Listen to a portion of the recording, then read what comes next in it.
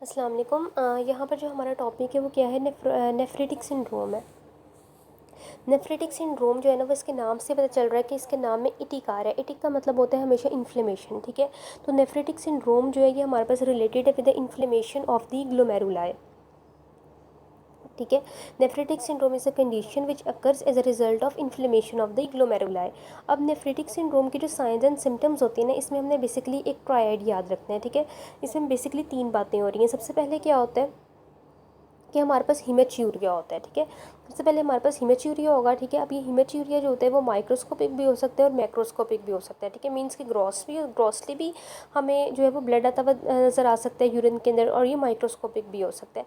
अब इस हिमेच्यूरिया में सिर्फ रेड ब्लड सेल्स नहीं आ रहे, बल्कि इसमें रेड ब्लड सेल कास्ट्स भी आ जाती हैं। तो एक हमारे पास जो है वो ट्राइड में एक पॉइंट जो हो गया वो क्या हो गया, हिमेच्यूरिया। हिमेच्यूरिया के बाद दूसरा क्या होता है हमारे पास, ओलिग्यूरिया होता है। ओलिग्यूरिया मीन्स कि यूरिन की प्रोडक्शन जो है ना वो बहुत कम हो रही है, ठीक है। बहुत कम यूरिन आ रहा है। अब जब हमारे पास यूरिन जो होता है वो कम प्रोड्यूस होता है, तो उसके रिजल्ट में हमारे पास जो ब्लड यूरिया नाइट्रोजन होता है और जो क्रेटिनिन होते हैं वो एक्यूमुलेट हो जाते हैं इनटू द बॉडी, जिसकी वजह से क्या होता है, एजोटीमिया होता है। एजोटीमिया का मतलब क्या होता है कि ब्लड यूरिया नाइट्रोजन और जो क्रेटिनिन है वो बॉडी के अंदर ज़्यादा हो रहे हैं। तो सेकंड हमारा पॉइंट हो गया ओलिग्यूरिया। पहले हिमेच्यूरिया हो गया, फिर ओलिग्यूरिया हो गया, ठीक है। नेक्स्ट क्या होता है, माइल्ड टू मॉडरेट हाइपरटेंशन। अब ये कैसे प्रोड्यूस होती है कि जब हमारे पास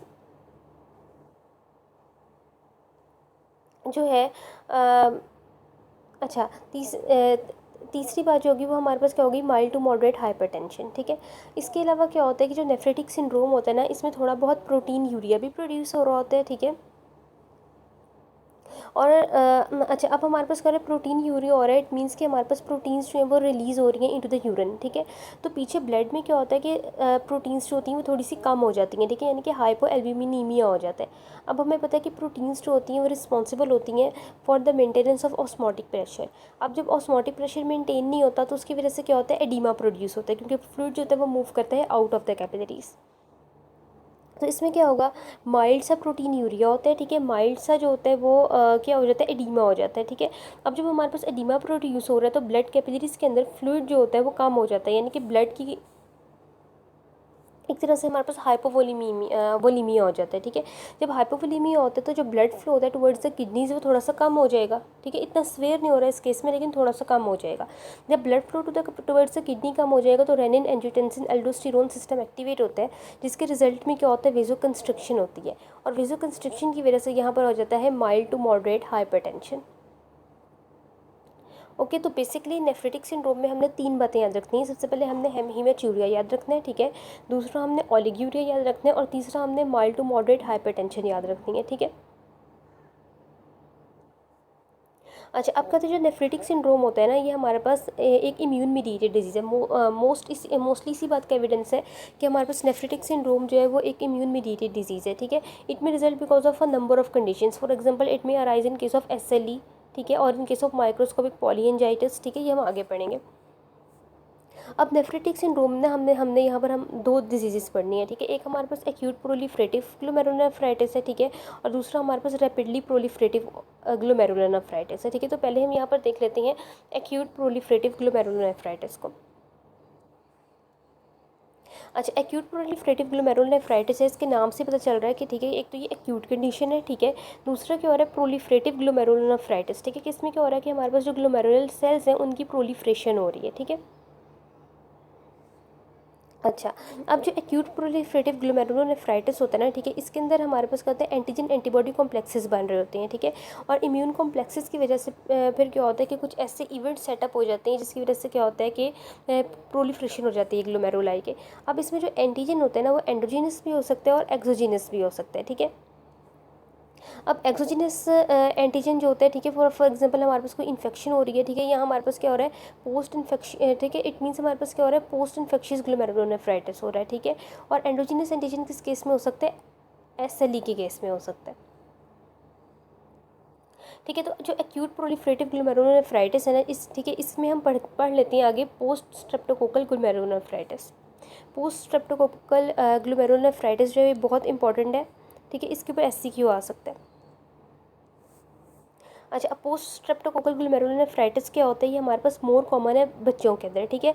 मोस्टली क्या होता है, चिल्ड्रन होती हैं from 6 to 10 years of age, ठीक है। अब इन बच्चों को क्या होता है, पहले 1 to 4 वीक्स बैक जो होता है ना, इन्हें कोई स्ट्रेप्टोकोकल इन्फेक्शन हुई होती है, ठीक है। फॉर एग्जाम्पल कोई फेरेंजाइटिस हुआ होता है या फिर स्किन इन्फेक्शन जैसे कि इम्पेटिगो हुआ होता है, ठीक है। अब इन्हें 1 to 4 वीक्स बैक की इन्फेक्शन हुई होती है, ठीक है। और मोस्टली इन्फेक्शन किससे होती है, group A beta haemolytic Streptococcus से होती है, ठीक है। अब इसके रिजल्ट में क्या होता है कि हमारे पास एंटीबॉडीज़ बन जाती हैं। तो जब हम ऐसे पेशेंट्स के को हम देखते हैं ना, तो इनके ब्लड, इनका सीरम देखते हैं, तो एक क्या होता है कि इनके अंदर हमारे पास एलिवेटेड टिटर होता है एंटीबॉडीज़ का, ठीक है। दूसरा क्या होता है कि इनके अंदर सीरम जो कॉम्प्लीमेंट प्रोटीन्स होती हैं ना, वो लो हुई हुई होती हैं। उसकी रीज़न ये होती है कि हमारे पास जो ग्लोमेरुलस होता है वहाँ पर एंटीजन एंटीबॉडी कॉम्प्लेक्सेस बन रहे होती हैं, और वहाँ पर हमारे पास कॉम्प्लीमेंट सिस्टम एक्टिवेट होकर ग्लोमेरुलस को डैमेज कर रहा होता है, ठीक है। तो सारी की सारी कॉम्प्लीमेंट प्रोटीन्स जो होती हैं वो वहाँ पर यूज़ हो रही होती हैं, जिसकी वजह से क्या होता है कि सीरम के अंदर कॉम्प्लीमेंट प्रोटीन्स जो होती हैं उसकी कंसनट्रेशन कम हो जाती है, ठीक है। अब ये जो एंटीजन एंटीबॉडी कॉम्प्लेक्सेस होते हैं, ठीक है, जो प्रेजेंट होते हैं इन case of post streptococcal glomerulonephritis, ठीक है, ये हमारे पास क्या होते हैं,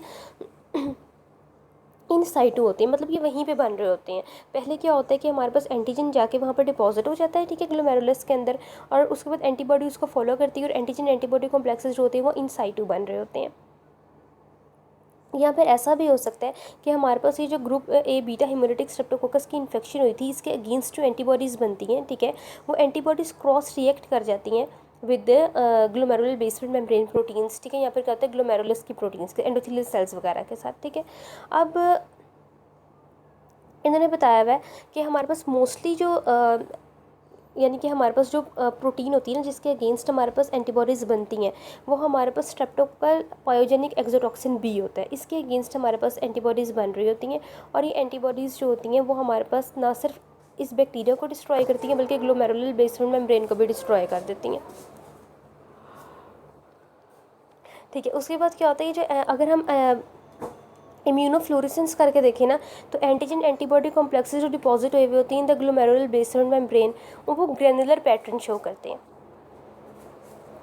ठीक है। ग्रेनुलर जो है वो इम्यून डिपॉजिट्स होते हैं, ठीक है। तो ये हमारे पास एक जनरल सा ओवरव्यू हो गया about the post streptococcal glomerulonephritis. Next हमारे पास आ जाती है कि इस डिज़ीज़ की मॉर्फोलॉजी क्या होती है।